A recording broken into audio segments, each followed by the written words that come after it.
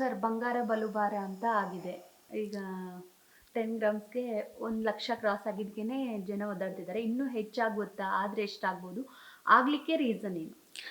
ಬಂಗಾರದ ಬೆಲೆ ಇದೇ ನಗಲೋಟವನ್ನು ಮುಂದುವರಿಸಿದ್ರೆ ಬಹುಶಃ ಅದು 2,00,000 ಅಂತ ತಲುಪಿದ್ರೆ ನಾವೇನು ಆಶ್ಚರ್ಯ ಪಡಬೇಕಾಗಿಲ್ಲ ಈ ವರ್ಷದ ಅಂತ್ಯಕ್ಕೆ.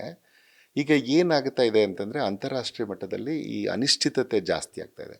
ಅನಿಶ್ಚಿತತೆ ಜಾಸ್ತಿ ಆದಾಗ ನಾವೇನು ಮಾಡ್ತೀವಿ, ನಮ್ಮ ಇನ್ವೆಸ್ಟ್ಮೆಂಟ್ ಹೂಡಿಕೆ ಮಾಡುವಾಗ ಯಾವುದು ಸೇಫ್ ಅನ್ನುವಂಥದ್ದನ್ನು ಯೋಚನೆ ಮಾಡ್ತೀವಿ. ಹೂಡಿಕೆ ಸೇಫ್ ಯಾವುದು? ಆವಾಗ ನಮಗೆ ನ್ಯಾಚುರಲ್ ಆಗಿ ಕಾಣುವಂಥದ್ದು ಬಂಗಾರ ಅಥವಾ ಬೆಳ್ಳಿ. ಸೊ ಬಂಗಾರ ಮತ್ತು ಬೆಳ್ಳಿಯನ್ನು ಕೊಂಡ್ಕೋಬೇಕು ಅಂತ ಜನ ಇನ್ವೆಸ್ಟ್ ಮಾಡೋಕ್ಕೆ ಶುರು ಮಾಡ್ತಾರೆ. ಅದಕ್ಕೆ ಬೇಡಿಕೆ ಹೆಚ್ಚಾಗುತ್ತೆ. ಈಗ ನೋಡಿ, ಸ್ಟಾಕ್ ಮಾರ್ಕೆಟ್ ಬೇರೆ ಕೊಲ್ಯಾಪ್ಸ್ ಆಗ್ತಾ ಇದೆ. ಇಂಗ್ಲೆಂಡ್ ಇರ್ಬೋದು, ಫ್ರಾನ್ಸ್, ಜರ್ಮನಿ, ನೀವು ನಿನ್ನೆ ನೋಡಿದ್ರೆ ಆಲ್ಮೋಸ್ಟ್ ಎಲ್ಲವೂ ಡೌನ್ ಆಗಿದೆ. ಈವನ್ ಇಂಡಿಯನ್ ಸ್ಟಾಕ್ ಮಾರ್ಕೆಟ್ ಕೂಡ ಡೌನ್ ಆಗ್ತಾ ಇದೆ.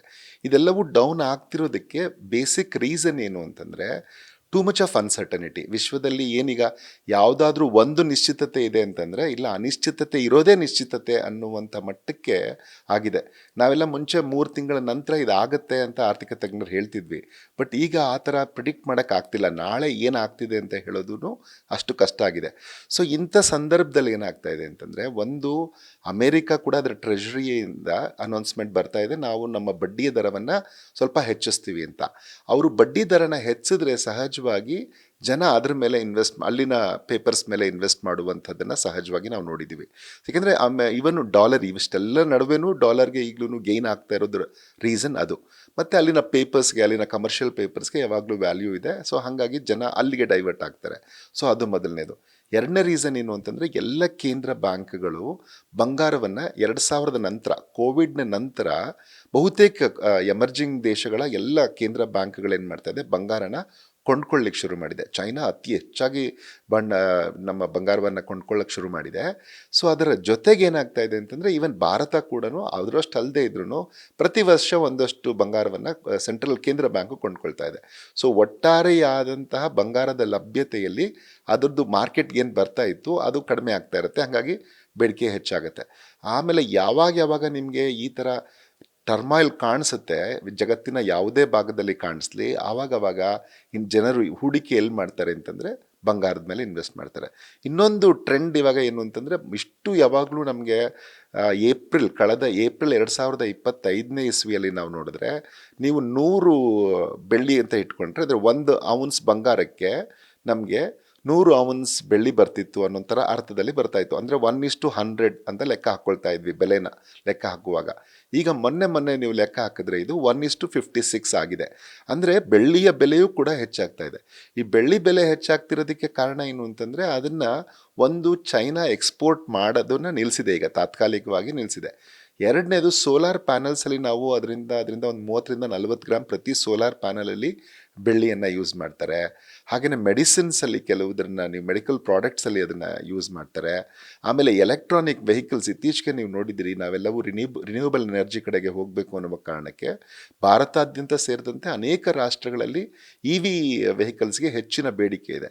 ಸೊ EV ವೆಹಿಕಲ್ಸಲ್ಲಿ ಕೂಡ ನಾವು ಚಾರ್ಜರ್ಗೆ ಮತ್ತೊಂದಕ್ಕೆ ಎಲ್ಲನೂ ಬೆಳ್ಳಿಯ ಅಗತ್ಯತೆ ಯೂಸ್ ಮಾಡ್ತಾರೆ. ಸೊ ಹೀಗಾಗಿ ಏನಾಗ್ತಾ ಇದೆ ಅಂತಂದರೆ, ಬೆಳ್ಳಿಯ ಬೇಡಿಕೆ ಒಂದು ಗ್ರಾಹಕರ ಕಡೆಯಿಂದ ಹೆಚ್ಚಿದ್ರೆ, ಇನ್ನೊಂಥದ್ದು ಈವನ್ ಕೈಗಾರಿಕೆಯ ಬೇಡಿಕೆಯೂ ಜಾಸ್ತಿ ಇದೆ ಬೆಳ್ಳಿಗೆ. ಸೊ ಇವೆಲ್ಲದರ ಕಾರಣಕ್ಕಾಗಿ ಬೆಳ್ಳಿ ಕೂಡ ಹೆಚ್ಚಾಗ್ತಾ ಇದೆ.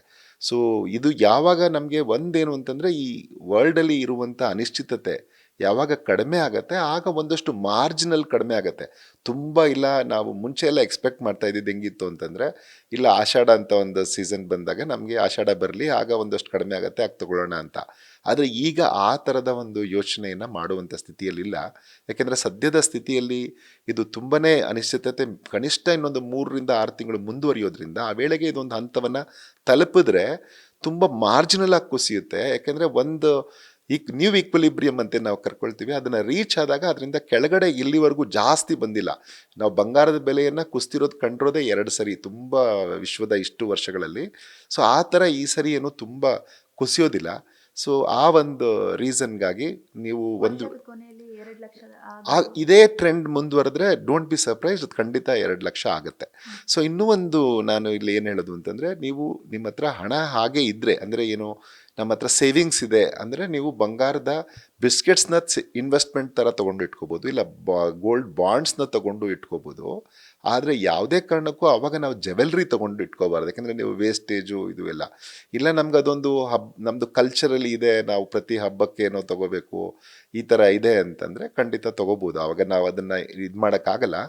ಆದರೆ ಅದನ್ನು ಎಕ್ಸ್ಪೆಕ್ಟ್ ಮಾಡಿಕೊಂಡು ನಾವು ಇಲ್ಲ ಇದಿಷ್ಟಿದ್ರೂ ಮುಂದೆ ಇನ್ನೂ ಹೆಚ್ಚಾಗತ್ತೆ ಅಂತ ತಗೊಳ್ಳುವಂಥ ಭರಾಟೆಯನ್ನು ಖಂಡಿತ ಮಾಡುವಂಥದ್ದು ಈಗಿನ ಇದಕ್ಕೆ ಒಳ್ಳೆಯದಲ್ಲ ಅಂತ ನನಗನ್ಸುತ್ತೆ. ನ್ಯೂಸ್ ಫಸ್ಟ್ ನಿರ್ಭೀತಿಯಿಂದ ನಿಮ್ಮ ಪರವಾಗಿ.